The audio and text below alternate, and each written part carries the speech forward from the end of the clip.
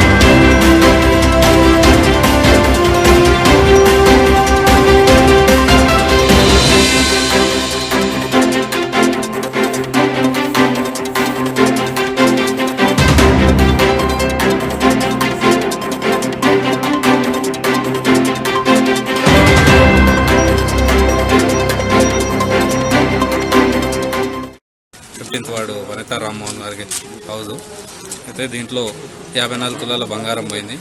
మళ్ళీ ప్లస్ 60 తులాల పైన వెండి పోయింది. మరి 25 పట్టు చీరలు, ఒక 15,000 ఒక రూపాయి ఉన్న పట్టు చీరలు అవి ఉడకపోయాయి. మరి 2 లక్షల పైన ఉడక పైచలు ఉడక క్యాష్ ఉడకపోయింది. మరి మేము గత 3 రోజుల నుంచి రామ్మోహన్ వాళ్ళ ఫాదర్ అయిపోతే మాచారెడ్డిలో ఉన్నాం.